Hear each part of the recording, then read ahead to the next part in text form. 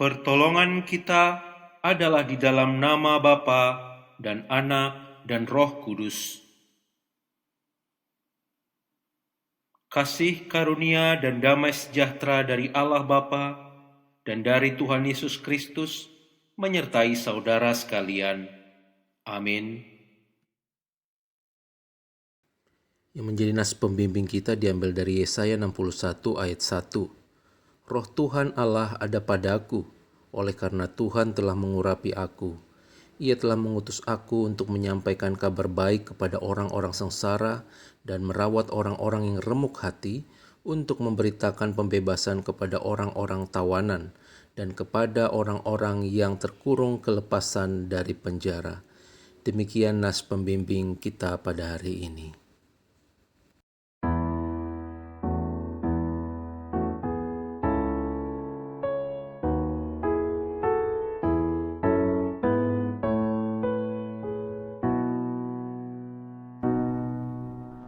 Kau yang lama dinantikan, Juru Selamat datanglah, agar kami Kau sucikan dari dosa dan celah. Umat-Mu tetap Kau tuntun, Kau harapan kami pun. Bangsa dunia menunggu penghiburan kasih-Mu.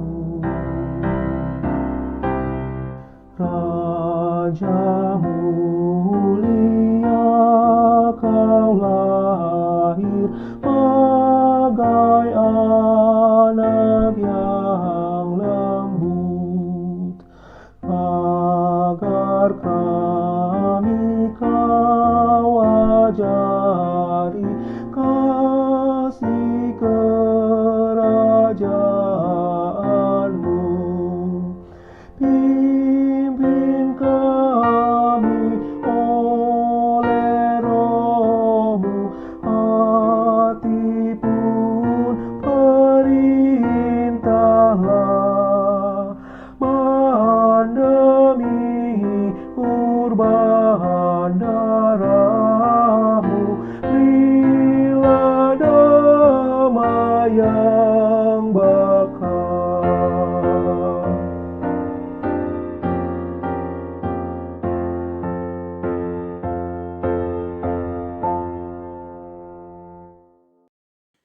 Saudara, mari kita datang mengakui dosa-dosa kita di hadapan Tuhan. Kita berdoa. Ya Allah, kami datang dengan penuh kerendahan hati, memohon ampun atas segala dosa dan pelanggaran yang kami lakukan. Betapa seringnya kami mengandalkan hal-hal materi menjadi dasar untuk kami bersuka cita dan berbahagia. Padahal itu adalah semu dan tidak mampu membawa kami kepada kebahagiaan atau sukacita yang sejati. Sebab sukacita yang sejati itu berasal dari Tuhan saja. Itu sebabnya Bapa, biarlah kami semakin hari boleh belajar untuk terus mengandalkan Tuhan yang menjadi dasar sukacita hidup kami. Biarlah firman Tuhan yang kami dengar juga menolong dan memampukan kami, menerangi hati dan pikiran kami untuk kami mengandalkan Tuhan di dalam segala kehidupan yang kami jalani. Terima kasih Bapa, di dalam Kristus kami memohon. Amin. Untuk setiap kita yang sudah mengakui dosa dan kesalahan kita di hadapan Tuhan, dengarkanlah yang menjadi berita pengampunan untuk kita semua diambil dari Yesaya 61 ayat 10.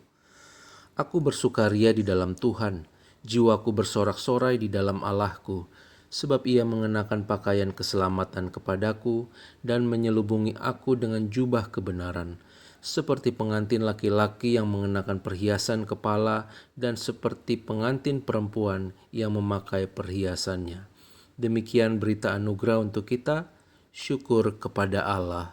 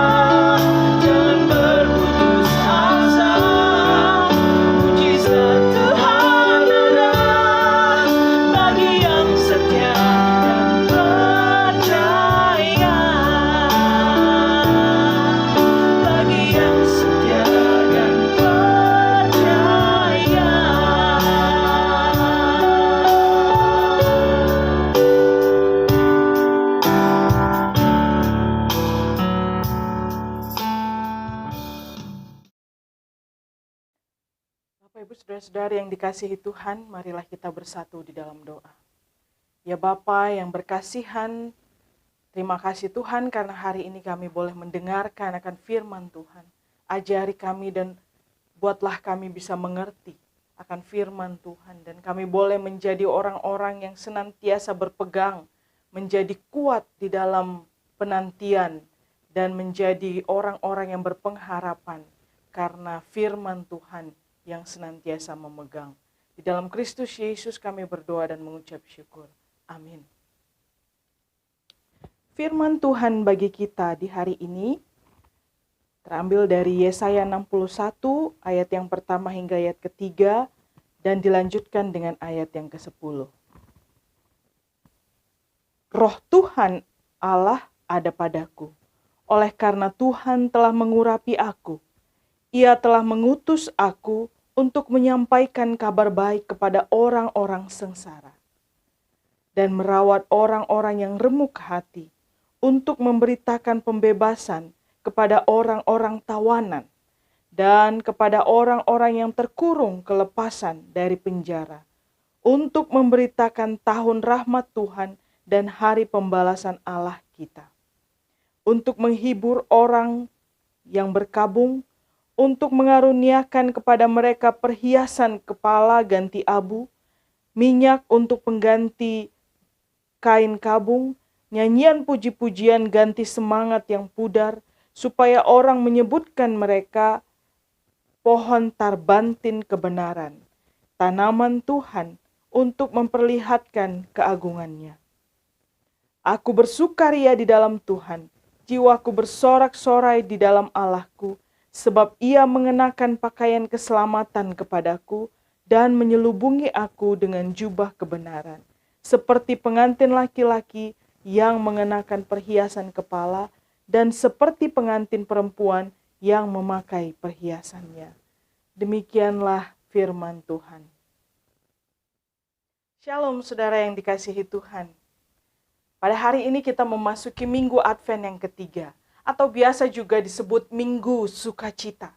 Kita mau merayakan sukacita, seperti Maria yang bernyanyi dengan sukacita karena di dalam kandungannya ada bayi Yesus. Dan ungkapan sukacita ini juga menjadi ekspresi yang diserukan oleh Yesaya di dalam bacaan kita, di dalam Yesaya 61 ayat 1 hingga ayat yang ketiga tadi. Saudara-saudari yang terkasih, saya mau ajak kita untuk merenungkan sejenak apa bedanya sukacita dan kebahagiaan atau joy and happiness. Kebahagiaan biasanya didasari pada sebuah kejadian atau happening. Makanya bahasa Inggrisnya adalah happiness. It happened, gitu ya. Misalnya seorang anak dibelikan donat, maka dia akan senang. Tapi sukacita atau joy ini tidak didasarkan pada sebuah kejadian, melainkan datang dari hati yang diperoleh dari sang sumber kehidupan. Di dalam 1 Tesalonika 5 ayat 16, Paulus berkata, bersukacitalah senantiasa. Kita mungkin berpikir, bagaimana mungkin kita bisa bersukacita senantiasa? Sebab kehidupan kita ini tidak selalu diwarnai dengan hal-hal yang baik, hal-hal yang menyenangkan. Namun Paulus yang dia maksudkan bukanlah kebahagiaan yang terjadi karena satu kejadian, happening. Tapi berbahagia senantiasa atau bersukacita senantiasa yang dimaksudkan ini adalah sebuah sukacita yang kita pilih untuk selalu kita hidupi karena bisa kita dapatkan dan sudah kita terima dari sang sumber kehidupan.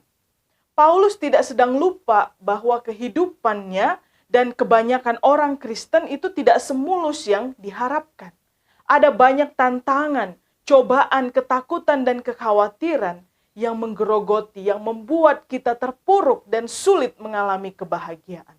Paulus sangat menyadari itu, bahkan dia juga mengalami itu setiap hari dalam pelayanannya. Tapi bukan tidak mungkin kita tetap bisa memilih untuk bersukacita. Sebab sukacita datangnya bukan dari apa yang kita alami, tetapi apa yang kita imani. Bapak, Ibu, Saudara-saudari yang terkasih, di masa pandemik ini ada banyak kondisi yang membuat kita sulit berbahagia. Kejadian-kejadian mengejutkan bahwa saudara atau rekan kerja atau sahabat kita terpapar virus corona dan kemudian harus meninggal. Mendengar berita saudara, kawan, keluarga terjerat persoalan yang berat, kita sulit untuk berbahagia. Kita juga melihat banyak orang-orang yang tidak berdaya, sakit, tapi mungkin merasa ketakutan atau sulit dalam keuangan untuk melakukan pengobatan. Kita juga sulit untuk berbahagia. Ketakutan dan kekhawatiran juga membuat kita sulit untuk tertawa. Ketakutan apakah besok saya masih akan dalam keadaan sehat? Apakah impian saya bersama dengan keluarga dan anak-anak masih bisa diwujudkan? Apakah saya masih bisa membahagiakan orang tua saya sampai akhir hidupnya? Ketakutan dan kekhawatiran ini membuat kita kadang-kadang sulit untuk berbahagia. Menurut analisis yang saya baca, persentase orang stres di masa pandemi COVID-19 ini cukup tinggi. Ini terjadi pada anak sekolah dari mulai anak kecil sampai yang sudah SMA, juga kepada mahasiswa, pekerja, bahkan orang tua. Dan kondisi stres sudah pasti sulit untuk berbahagia. Yang ada, jika tidak teratasi, stres ini lama-lama bisa menjadi penyakit yang menggerogoti tubuh manusia. Saudara-saudari yang terkasih, bulan ini, Desember, kita akan merayakan Natal. Dan Natal selalu identik dengan dekorasi yang meriah, musik yang gembira, hati yang senang. Akankah kebahagiaan itu hilang di Natal kali ini? Saudara-saudari yang terkasih, kebahagiaan boleh alpa, tapi sukacita harus tetap ada. Sukacita mampu melahirkan kebahagiaan yang sejati. Sukacita tidak terjadi karena situasi, tetapi kita meyakininya sebagai sebuah janji ilahi. Inilah kata kuncinya, sukacita. Di dalam Yesaya 61 ayat 10, aku bersukaria di dalam Tuhan, jiwaku bersorak-sorai di dalam Allahku. Begitu juga ungkapan nyanyian Maria, jiwaku memuliakan Tuhan, dan hatiku bergembira karena Allah Juru Selamatku. Kata gembira di sini sama artinya dengan sukacita. Saudara-saudari yang terkasih, sukacita yang seperti apa yang dimaksud baik di dalam kitab Yesaya maupun dalam nyanyian Maria? Di dalam Yesaya 61 ayat 1-3, ini adalah nubuat Nabi Yesaya kepada bangsa Israel yang pada saat itu berada dalam penderitaan yang berkepanjangan. Dimulai dari serangan dari pasukan Asyur dan kemudian juga Babel. Dan bangsa Israel berada dalam perjalanan penderitaan yang mengancam kehidupan mereka, begitu juga sanak saudara dan juga harta benda mereka. Jadi bangsa Israel bukan sedang dalam kondisi yang bahagia atau dalam kondisi yang baik-baik saja, tapi justru sedang berada dalam tekanan, ancaman, dan penderitaan. Dan dalam kondisi inilah Nabi Yesaya menyerukan nubuatannya. Roh Tuhan ada padaku, oleh karena Tuhan telah mengurapi aku. Ia telah mengutus aku untuk menyampaikan kabar baik kepada orang-orang sengsara dan merawat orang-orang yang remuk hati. Untuk memberitakan pembebasan kepada orang-orang tawanan dan kepada orang-orang yang terkurung kelepasan dari penjara. Untuk memberitakan tahun rahmat Tuhan dan hari pembalasan Allah kita. Untuk menghibur semua orang berkabung, untuk mengaruniakan kepada mereka perhiasan kepala ganti abu, minyak untuk pesta ganti kain kabung, nyanyian puji-pujian ganti semangat yang pudar, supaya orang menyebutkan mereka pohon tarbantin kebenaran, tanaman Tuhan untuk memperlihatkan keagungannya. Saudara-saudari yang terkasih, bangsa Israel merayakan tahun rahmat Tuhan atau tahun Yobel ini setiap 50 tahun dengan diawali bunyi shofar. Biasanya tatararot, dan kemudian budak-budak dilepaskan. Ini juga bacaan yang dibacakan oleh Yesus ketika ia hendak memulai pelayanannya, yang membuat banyak orang melihat dia dan terheran-heran melihat Yesus.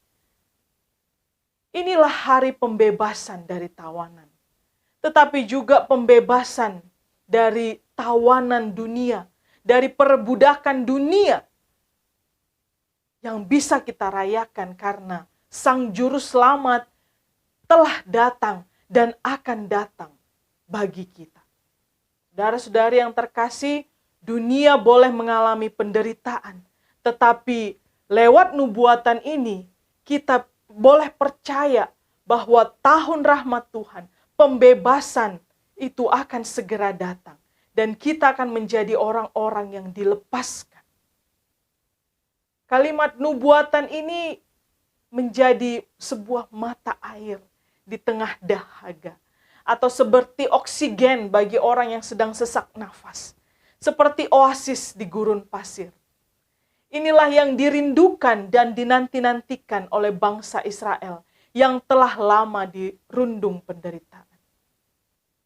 Oleh sebab itu Yesaya menyerukan, "Aku bersukaria di dalam Tuhan, jiwaku bersorak-sorai di dalam Allahku." Dan ini hendaknya menjadi seruan kita juga di masa penantian ini.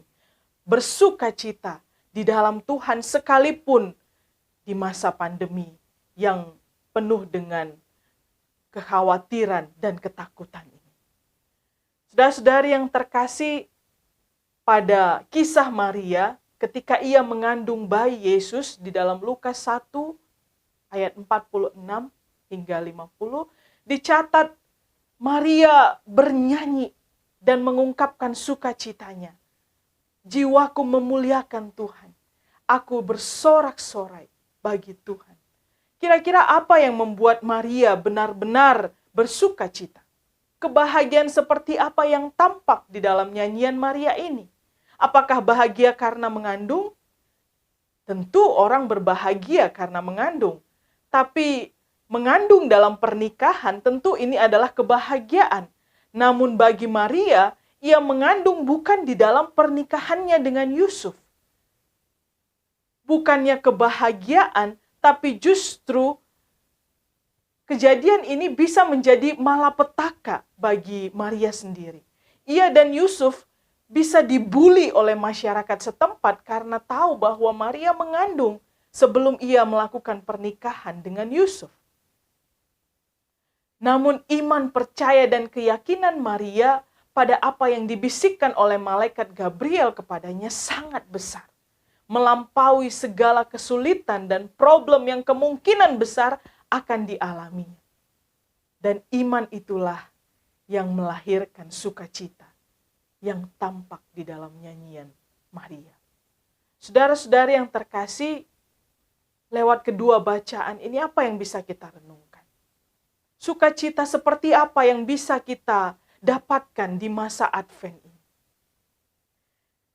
Saudara-saudari yang terkasih, tadi dibacakan pada penyalaan lilin Advent yang pertama, bahwa Sang Terang telah datang di dunia. Kegelapan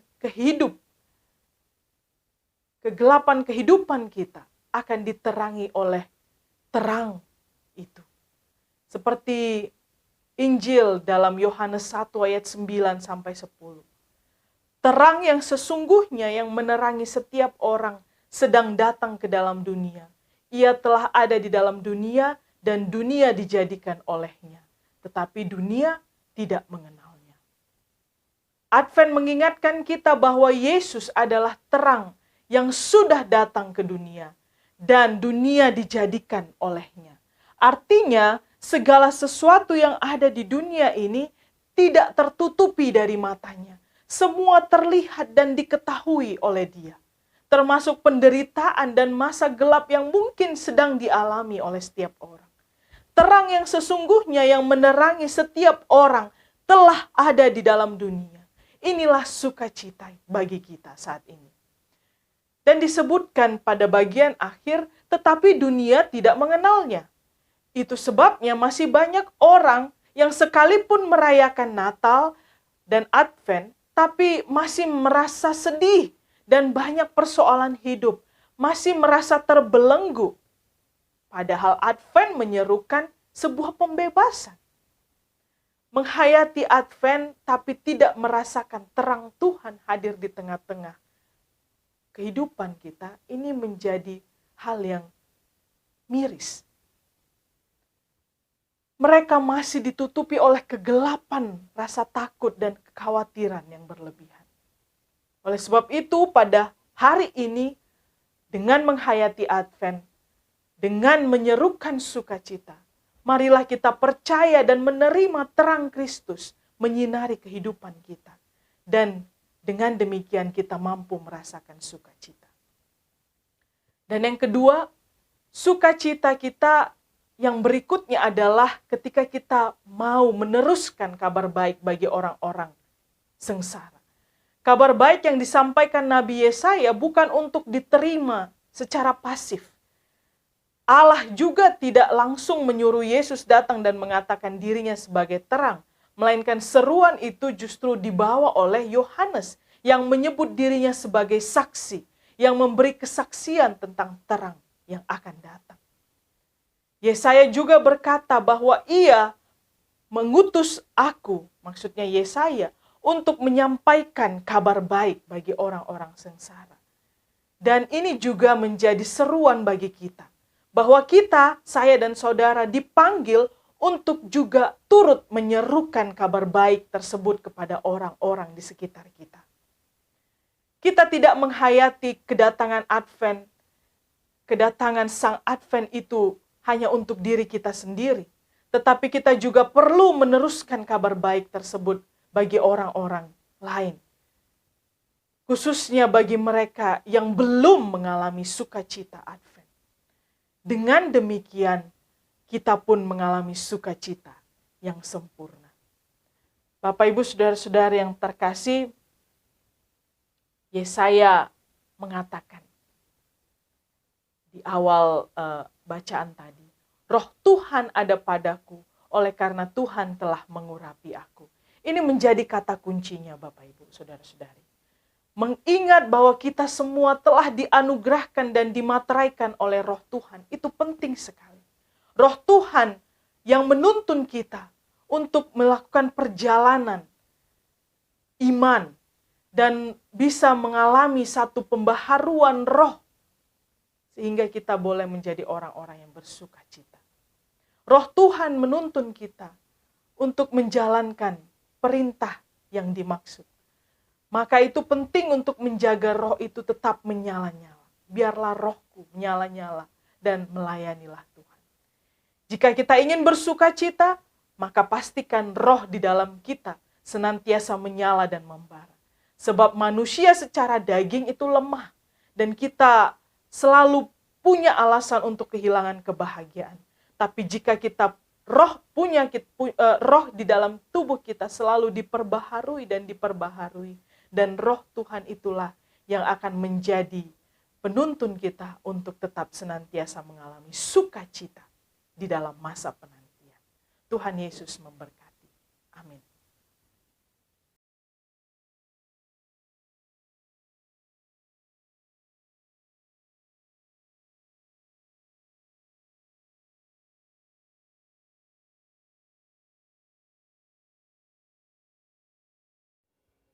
Jemaat yang terkasih, marilah kita mengucapkan pengakuan iman kita. Aku percaya kepada Allah, Bapa yang Maha Kuasa, Halik langit dan bumi, dan kepada Yesus Kristus, Anaknya yang tunggal Tuhan kita, yang dikandung daripada Roh Kudus, lahir dari anak darah Maria, yang menderita di bawah pemerintahan Pontius Pilatus, disalibkan, mati dan dikuburkan, turun ke dalam kerajaan maut. Pada hari yang ketiga bangkit pula dari antara orang mati, naik ke surga, duduk di sebelah kanan Allah, Bapa yang Maha Kuasa, dan akan datang dari sana untuk menghakimi orang yang hidup dan yang mati. Aku percaya kepada Roh Kudus, gereja yang kudus dan am, persekutuan orang kudus, pengampunan dosa, bangkitan daging, dan hidup yang kekal. Amin. Jemaat Tuhan, saudara-saudara semua, mari kita menaikkan doa syafaat kita. Ya Allah, kami sungguh bersyukur untuk firman-Mu yang boleh kami dengar. Kami diajar dan terangi untuk kami senantiasa menjaga sukacita di dalam Tuhan, terutama di tengah-tengah kondisi yang sulit, di tengah-tengah kami mengisi kehidupan sambil menyongsong kedatangan Kristus di tengah-tengah dunia ini. Biarlah Tuhan Roh Kudus-Mu yang terus mengingatkan dan memampukan kami untuk hidup bersukacita di dalam Tuhan. Ya Bapa, kami mau juga berdoa untuk pergumulan setiap jemaat yang sakit. Kami berdoa untuk Bapak Suganda, Bapak Simanjuntak, Bapak Butar-Butar, Bapak Rio Simanjuntak yang mengalami gangguan jantung. Kami juga berdoa untuk adik dari Bapak Aurisa yang menjalani proses pemulihan, yang terus menjalani terapi kemo. Juga Ibu Aurisa yang pemulihan dari lambung, Ibu Simanjuntak Boru Hasibuan pemulihan dari kanker dan terus menjalani kemoterapi. Tuhan, kami berdoa untuk saudara-saudara kami yang sakit ini. Kami percaya tidak ada penyakit yang terlalu sulit buat Tuhan. Tetapi kami juga percaya bahwa di atas semua yang terjadi, Tuhan punya rencana yang indah dalam kehidupan kami. Itu sebabnya Bapa, kalaupun Engkau mengizinkan kami harus mengalami sakit, Engkau berikan kekuatan, Engkau berikan pengharapan iman yang teguh di dalam kehidupan kami, supaya kami tetap terus setia memandang Engkau, berpengharapan di dalam Tuhan meskipun kami harus menjalani sakit. Tapi kiranya Engkau berkenan untuk menyembuhkan setiap anak-anak Tuhan yang sakit ini. Terima kasih Bapa, kami mau berdoa terus untuk gereja Tuhan, Gemindo Immanuel dan gereja-gereja Gemindo di mana saja, bahkan seluruh gereja di Indonesia ini. Tuhan, kiranya Engkau pakai kami semua, anak-anak Tuhan, gereja Tuhan, untuk bisa mewartakan kabar baik, kasih dan kebenaran di tengah-tengah ke masyarakat. Terima kasih Bapak, biarlah nama Tuhan dipermuliakan lewat kehadiran gereja Tuhan. Kami berdoa terus untuk situasi bangsa kami, Corona, pandemi 19 ya, COVID-19 yang melanda Indonesia bahkan dunia. Tuhan kiranya memulihkan, membangkitkan orang-orang yang berhikmat, yang punya kapasitas untuk menghasilkan vaksin atau obat yang mujarab untuk menyembuhkan setiap orang dari corona ini. Berkati pemerintah, tim medis yang terus bekerja memutus rantai COVID ini. Kami juga berdoa untuk situasi bangsa yang dilanda paham radikalisme, munculnya gerakan-gerakan teroris, atau orang-orang yang punya kepentingan untuk memecah belah persatuan kesatuan bangsa ini. Tuhan, kiranya Engkau yang menghalau bangsa kami dari gerakan-gerakan yang tidak bertanggung jawab. Kami rindu supaya bangsa ini boleh hidup sejahtera, hidup saling menghargai, menghormati satu sama lain di tengah masyarakat yang majemuk ini. Terima kasih Bapa. Inilah doa permohonan kami, doa syafaat kami. Kami naikkan di dalam nama Tuhan Yesus Kristus yang sudah mengajar kami berdoa. Bapa kami yang di sorga, dikuduskanlah namamu, datanglah kerajaan-Mu, jadilah kehendak-Mu di bumi seperti di sorga. Berikanlah kami pada hari ini makanan kami yang secukupnya, dan ampunilah kami akan kesalahan kami, seperti kami juga mengampuni orang yang bersalah pada kami. Dan janganlah bawa kami ke dalam pencobaan, tapi lepaskanlah kami daripada yang jahat, karena Engkau yang punya kerajaan dan kuasa dan kemuliaan sampai selama-lamanya. Amin.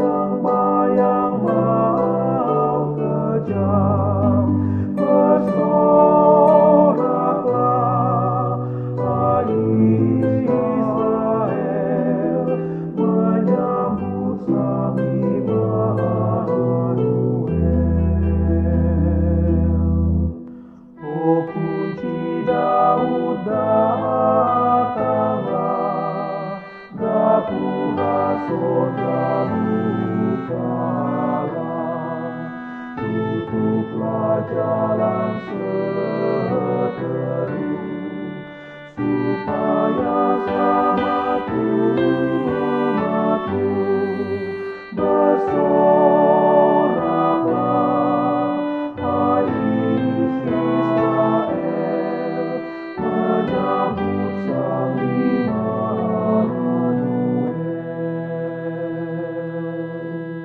Oh Tuhan Allah, datanglah, firman-Mu berkuasalah, seperti waktu Kau beri di atas puncak Sinai.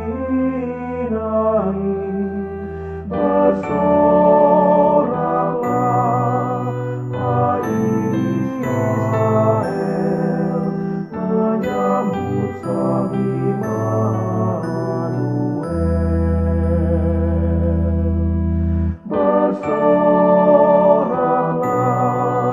hai Israel, menyambut Sang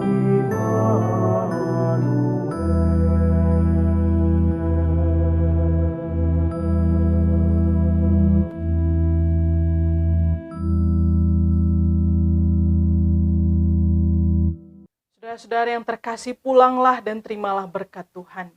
Maka anugerah damai sejahtera daripada Allah Bapa, kasih sayang dari anaknya Tuhan kita Yesus Kristus, dan persekutuan di dalam Roh-Nya yang kudus senantiasa menyertai kita, menuntun langkah perjalanan hidup kita, dan memberikan sukacita di dalam kehidupan kita mulai hari ini, besok, dan sampai selama-lamanya.